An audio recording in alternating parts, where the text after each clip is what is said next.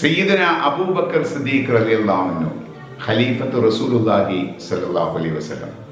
റസൂലുള്ളാഹി സ്വല്ലല്ലാഹു അലൈഹി വസല്ലമക്ക് ശേഷം ആദ്യത്തെ ഖലീഫ.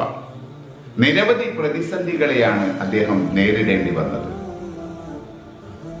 പ്രവാചകന്റെ വഫാത്തിന് ശേഷം പലരും മുർത്തദായി. മുസൈലിമത്തുൽ കദ്ദാബിനെ പോലെ പലരും വ്യാജ പ്രവാചകന്മാരിലേക്ക് കടന്നു വന്നു.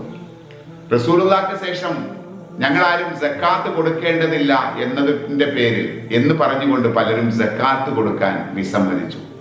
ഇവർക്കെതിരെയൊക്കെ പോരാട്ടം നയിക്കേണ്ടി വന്ന വലിയ ദുർഘടമായ ഒരു ഘട്ടത്തിലൂടെയാണ് അബൂബക്കർ സിദ്ദീഖ് റളിയല്ലാഹു അൻഹു ആദ്യത്തെ ഖലീഫയായി തിരഞ്ഞെടുക്കപ്പെടുന്നത്. അതേ സമയം തന്നെ അന്നത്തെ ഏറ്റവും വലിയ ലോകശക്തികളായിരുന്ന റോമൻ സാമ്രാജ്യത്തിനെതിരെയും പേർഷ്യൻ സാമ്രാജ്യത്തിനെതിരെയും ഒരേ സമയം പട നയിച്ച് നിരവധി പോരാട്ടങ്ങൾ നയിച്ച് ഇറാഖിലും മറ്റു ഭാഗങ്ങളിലുമൊക്കെ പല ഭാഗങ്ങളും കീഴടക്കാനും അബൂബക്കർ സിദ്ദീഖ് റളിയല്ലാഹു അൻഹുവിന് കഴിഞ്ഞു. ഹിജ്റ 13-ാം വർഷം തന്റെ 63-ാം വയസ്സിൽ അബൂബക്കർ സിദ്ദീഖ് റളിയല്ലാഹു അൻഹു ഈ ലോകത്തോട് വിട പറഞ്ഞു. അബൂബക്കർ സിദ്ദീഖ് റളിയല്ലാഹു അൻഹുവിന്റെ ചരിത്രത്തിന്റെ 5-ാം ഭാഗവും അവസാനത്തെ ഭാഗവുമാണ് ഈ വീഡിയോ.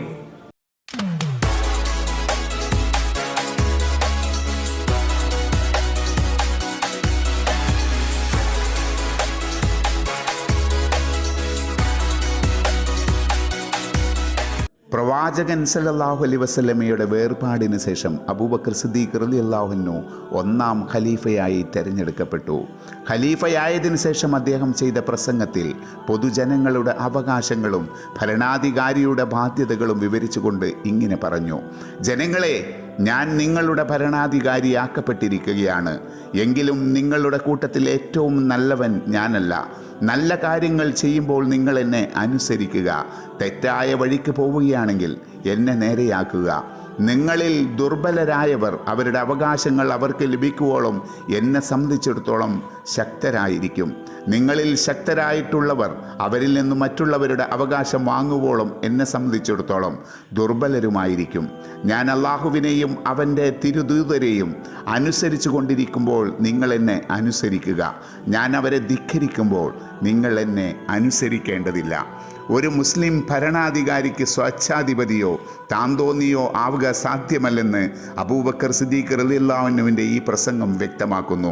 ഇസ്ലാമിക തത്വങ്ങൾ അനുസരിച്ച് പ്രവർത്തിക്കാൻ ഭരണാധികാരി ബാധ്യസ്ഥനാണ്. അനുസരിക്കുന്നില്ലെങ്കിൽ അയാളോട് നിസ്സഹകരിക്കുവാൻ ജനങ്ങൾക്ക് അവകാശമുണ്ട്. പ്രവാചകൻ സല്ലല്ലാഹു അലൈഹി വസല്ലമയുടെ കാലത്ത് അറേബ്യ മുഴുവൻ ഇസ്ലാമിക ഭരണം സ്ഥാപിതമായി കഴിഞ്ഞിരുന്നു. എങ്കിലും ജനങ്ങളെല്ലാവരും ഇസ്ലാം സ്വീകരിച്ചിട്ടുണ്ടായിരുന്നില്ല. ഇസ്ലാമിലേക്ക് വന്നവരിൽ തന്നെ ഇസ്ലാമിനെ ഹൃദയപൂർവ്വം ഉൾക്കൊള്ളാത്തവരും ഉണ്ടായിരുന്നു.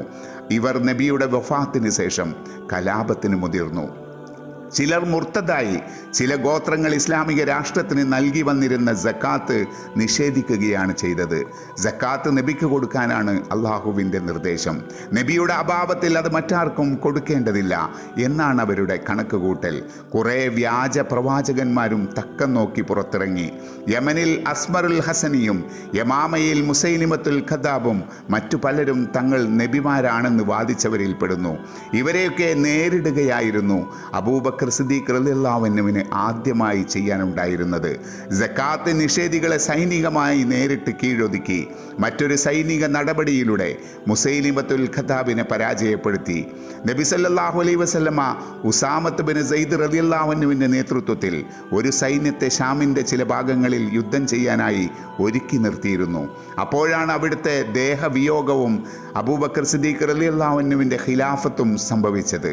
ഭരണം ഏറ്റെടുത്ത ഉടനെ മേൽപ്പറഞ്ഞ സൈന്യങ്ങളെ അയക്കുകയും അവർ വിജയശ്രീലാതിരായി തിരിച്ചെത്തുകയും ചെയ്തു.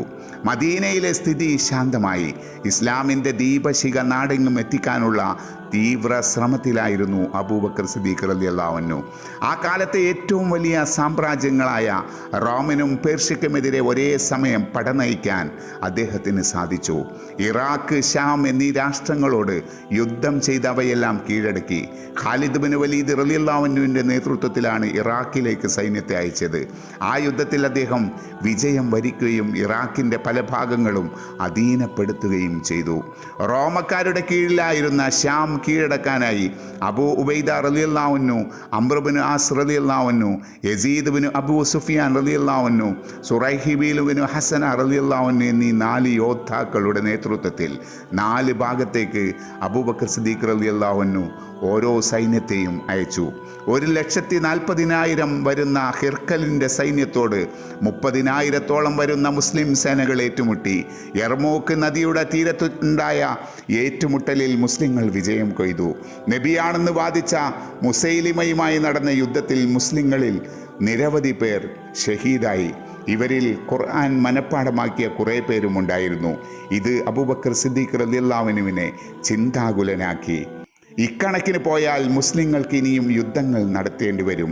ഖുർആൻ ഹാഫിലുകളിൽ പലരും ഇനിയും ഷഹീദായെന്ന് വരാം. അങ്ങനെയെങ്കിൽ ഖുർആനെ എപ്രകാരമാണ് വള്ളിപ്പുള്ളി തെറ്റാതെ സൂക്ഷിക്കുക? ഇതാണ് അബൂബക്കർ സിദ്ദീഖ് റളിയല്ലാഹു അൻഹുവിനെ ചിന്തിപ്പിച്ചത്. ഈ വിഷയത്തെക്കുറിച്ച് ഉമറുൽ ഫാറൂഖ് റളിയല്ലാഹു അൻഹു നൽകിയ ഒരു സൂചനയാണ് അദ്ദേഹത്തെ ഇത്രയും ചിന്താതീതനാക്കിയത്. ഖുർആൻ ക്രോഡീകരിച്ച് ഒരു മുസ്ഹഫാക്കുക, അതായിരുന്നു ഉമറുൽ ഫാറൂഖ് റളിയല്ലാഹു അൻഹുവിൻ്റെ നിർദ്ദേശം. റസൂൽ തിരുമേനി സല്ലല്ലാഹു അലൈഹി വസല്ലം ചെയ്യാത്ത ഒരു കാര്യം താൻ എങ്ങനെ ചെയ്യുമെന്നായിരുന്നു അബൂബക്കർ സിദ്ദീഖ് റളിയല്ലാഹു അൻഹു ആലോചിച്ചത്. പക്ഷേ ഉമറുൽ ഫാറൂഖ് റളിയല്ലാഹു അൻഹുമായി അതിനെക്കുറിച്ച് ആലോചിച്ചപ്പോൾ അക്കാര്യം അത്യാവശ്യമാണെന്ന് ബോധ്യമായി. അബൂബക്കർ സിദ്ദീഖ് റളിയല്ലാഹു അൻഹു സെയ്ദ് ഇബ്നു സാബിത്തിനെ ഇക്കാര്യം ഏൽപ്പിച്ചു. കുഫാക്കളുടെ ഹൃദയങ്ങളിൽ നിന്നും കല്ലുകളിലും മറ്റും എഴുതി വെക്കപ്പെട്ടതിൽ നിന്നുമെല്ലാം എടുത്ത് വിശുദ്ധ ഖുർആനിനെ ഒരു പുസ്തക രൂപത്തിൽ അവർ ഒരുമിച്ച് കൂട്ടി.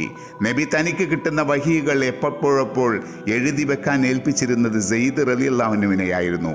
അക്കാരണത്താൽ നബിയിൽ നിന്നും നേരിട്ട് തന്നെ ഖുർആൻ ശരിയായ വിധത്തിൽ പഠിക്കാൻ സെയ്ദ് റളിയല്ലാഹു അൻഹുവിന് കഴിഞ്ഞിരുന്നു. ഇക്കാര്യം അബൂബക്കർ സിദ്ദീഖ് റളിയല്ലാഹു അൻഹുവിന് നല്ല പോലെ അറിയുന്നത് കൊണ്ടാണ് സെയ്ദ് റളിയല്ലാഹു അൻഹുവിനെ തന്നെ ഈ ജോലി ഏൽപ്പിച്ചത്.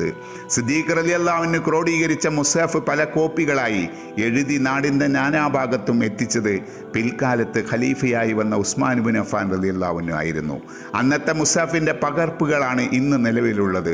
അബൂബക്കർ സിദ്ദീഖ് റളിയല്ലാഹു അൻഹും ഉസ്മാൻ ഇബ്നു അഫ്ഫാൻ റളിയല്ലാഹു അൻഹും ചെയ്തത് അതിമഹത്തായ ഒരു സേവനമാണ്. അന്ന് അപ്രകാരം ചെയ്തിട്ടില്ലായിരുന്നുവെങ്കിൽ എന്താകുമായിരുന്നു സ്ഥിതിയെന്ന് നമുക്ക് അനുമാനിക്കാവുന്നതേയുള്ളൂ. ഇസ്ലാമിക രാഷ്ട്രത്തിൻ്റെ ഭരണത്തലവനും മുസ്ലിങ്ങളുടെ നേതാവുമൊക്കെ ആയിരുന്നിട്ടും ഒരു സാധാരണക്കാരൻ്റെ ലളിത ജീവിതമാണ് അദ്ദേഹം നയിച്ചിരുന്നത്. ആദ്യമൊക്കെ അദ്ദേഹം സ്വന്തം ജീവിത ആവശ്യങ്ങൾ നിറവേറ്റിയിരുന്നത് കച്ചവടം ചെയ്തുകൊണ്ടായിരുന്നു. പിന്നീട് മുസ്ലിങ്ങൾ കൂടിയാലോചിച്ച് പൊതു ഖജനാവിൽ നിന്നും ഒരു തുക അദ്ദേഹത്തിന് അനുവദിച്ചു. അഹങ്കാരം തൊട്ട് തീണ്ടാത്ത സാധാരണക്കാരിൽ സാധാരണക്കാരനായ ഒരു മനുഷ്യൻ, അതായിരുന്നു അബൂബക്കർ സിദ്ദീഖ് റളിയല്ലാഹു അൻഹു. സത്യസന്ധനും നീതിമാനും സർവോപരി ധർമ്മത്തിൻ്റെ മാർഗത്തിൽ ആത്മത്യാഗം ചെയ്യാൻ സന്നദ്ധനുമായിരുന്നു അബൂബക്കർ സിദ്ദീഖ് റളിയല്ലാഹു അൻഹു.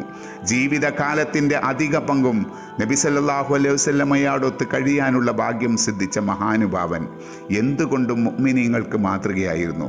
ഹിജ്റയുടെ 13-ാം കൊല്ലം പതിവ് പോലെ പ്രഭാതം പൊട്ടിവിടർന്നു. സിദ്ദീഖ് റളിയല്ലാഹു അൻഹു അന്നും തണുത്ത വെള്ളത്തിൽ കുളിച്ചു. ആ കുളിയോടുകൂടി അദ്ദേഹത്തിന് പനി ബാധിച്ചു. ആ പനി തൻ്റെ അന്ത്യത്തിനുള്ളതാണെന്ന് അബൂബക്കർ സിദ്ദീഖ് റളിയല്ലാഹു അൻഹു മുൻകൂട്ടി ഉറപ്പിച്ചതുപോലെ തോന്നി. അതുകൊണ്ടായിരിക്കാം ഒരു വൈദ്യനെ വിളിക്കാൻ വേണ്ടി ആരോ പറഞ്ഞപ്പോൾ എൻ്റെ വൈദ്യനെ ഞാൻ കണ്ടിരിക്കുന്നു എന്ന് അദ്ദേഹം മറുപടി പറഞ്ഞത്. തൻ്റെ കാലശേഷം ഉമറുൽ ഫാറൂഖ് റളിയല്ലാഹു അൻഹു ഖലീഫയാകണം, ഏറ്റവും യോഗ്യൻ അദ്ദേഹം തന്നെയാണെന്ന് അബൂബക്കർ സിദ്ദീഖ് റളിയല്ലാഹു അൻഹു വിശ്വസിച്ചു. പക്ഷേ അദ്ദേഹം തന്നിഷ്ടം പ്രവർത്തിച്ചില്ല. സ്വഹാബികളിൽ നിന്നും പ്രമുഖരെയെല്ലാം വിളിച്ചു വരുത്തി മുശാവറ ചെയ്ത ശേഷമാണ് ഖലീഫ സ്ഥാനത്തേക്ക് ഉമറുൽ ഫാറൂഖ് റളിയല്ലാഹു അൻഹുവിൻ്റെ പേര് അദ്ദേഹം നിർദ്ദേശിച്ചത്. തനിക്ക് ശേഷം ഖലീഫയാകേണ്ട ഉമറുൽ ഫാറൂഖ് റളിയല്ലാഹു അൻഹുവിനോട് അദ്ദേഹം ഉപദേശിച്ചു, താങ്കൾ അള്ളാഹുവിനെ സൂക്ഷിക്കുക. മരണശയ്യയിൽ കിടക്കെ സ്വന്തം മകൾ ആയിഷ ബീബി റളിയല്ലാഹു അൻഹയെ അദ്ദേഹം അരികിലേക്ക് വിളിച്ചു. മോളെ, നിനക്ക് ഞാൻ തന്ന അല്പം ഭൂമിയുണ്ടല്ലോ, അത് തിരിച്ചേൽപ്പിക്കണം. അത് അവകാശികൾക്ക് ഞാൻ നൽകട്ടെ, നിന്റെ സഹോദരങ്ങളടക്കം എല്ലാവർക്കും. ആയിഷ ബീവി റളിയല്ലാഹു അൻഹ സന്തോഷത്തോടെ ആവശ്യം നിർവഹിച്ചു. സഹധർമ്മിണി അസ്മാ ബീവി തന്നെ കുളിപ്പിക്കണമെന്ന് അദ്ദേഹം വസിയത്ത് ചെയ്തു. അബൂബക്കർ സിദ്ദീഖ് റളിയല്ലാഹു അൻഹുവിൻ്റെ പനി മൂർച്ഛിച്ചു. തൻ്റെ 63-ാമത്തെ വയസ്സിൽ അദ്ദേഹം ഈ ലോകത്തോട് യാത്ര പറഞ്ഞു. ഇന്നാ ലില്ലാഹി വ ഇന്ന ഇലൈഹി റാജിഊൻ. ആയിഷ ബീവി റളിയല്ലാഹു അൻഹയുടെ വസതിയിൽ റസൂൽ സല്ലല്ലാഹു അലൈഹി വസല്ലമയുടെ ഖബറിന് തൊട്ടരികെയായി സിദ്ദീഖ് റളിയല്ലാഹു അൻഹുവിനെ മറവ് ചെയ്തു. ഉമറുൽ ഫാറൂഖ് റളിയല്ലാഹു അൻഹുവാണ് മയ്യത്ത് നിസ്കാരത്തിന് നേതൃത്വം നിർവഹിച്ചത്. അബൂബക്കർ സിദ്ദീഖ് റളിയല്ലാഹു അൻഹു മരിച്ച് 6 മാസം കഴിഞ്ഞ ശേഷമാണ് അദ്ദേഹത്തിൻ്റെ പിതാവ് അബൂ ഖുഹാഫ മൃതിയടഞ്ഞത്. സയ്യിദുന അബൂബക്കർ സിദ്ദീഖ് റളിയല്ലാഹു അൻഹുവിന്റെ ചരിത്രം ഇവിടെ അവസാനിക്കുകയാണ്. ഇനിയും ഖുലഫാഉർ റാഷിദീങ്ങളുടെയും മറ്റും ചരിത്രങ്ങൾ നിങ്ങളുടെ മുന്നിൽ എത്തിക്കണമെന്ന് ആഗ്രഹിക്കുന്നു. സത്യത്തിൽ ഈ ചരിത്രമൊക്കെ നിങ്ങൾ എത്രയോ തവണ കേട്ടതാണ്. പ്രത്യേകിച്ച് യൂട്യൂബിൽ നിരവധി പണ്ഡിതന്മാരും അല്ലാതെയുമുള്ള നിരവധി ആളുകൾ അബൂബക്കർ സിദ്ദീഖ് റളിയല്ലാഹു അൻഹുവിനെ കുറിച്ച് ചരിത്രം വളരെ വിശദമായി പ്രതിപാദിച്ചിട്ടുണ്ട്. എന്നാലും എൻ്റെ മനസ്സിൻ്റെ ഒരു വലിയ ആഗ്രഹമാണ് ഖുലഫാഉർ റാഷിദീങ്ങളുടെ ചരിത്രം പറയുക എന്നുള്ളത്. പ്രത്യേകിച്ച് മുഴുവൻ പ്രവാചകന്മാരുടെയും ചരിത്രം പറഞ്ഞ സ്ഥിതിക്ക് റസൂലുള്ളാഹി സ്വല്ലല്ലാഹു അലൈഹി വസല്ലമയുടെ 4 ഖലീഫമാരുടെ ചരിത്രമെങ്കിലും പറയണമെന്ന ആഗ്രഹത്തിൻ്റെ ഭാഗമായിട്ടാണ് ഈ ചരിത്രം നിങ്ങളുടെ മുന്നിലേക്ക് എത്തിച്ചത്. തൽക്കാലം നിങ്ങളോട് വിട പറയുന്നു. ഉമറുൽ ഫാറൂഖ് റളിയല്ലാഹു അൻഹുവിൻ്റെ ചരിത്രവുമായി അടുത്തയാഴ്ച വേറെ ബുദ്ധിമുട്ടൊന്നുമില്ലെങ്കിൽ നമുക്ക് വീണ്ടും കാണാം.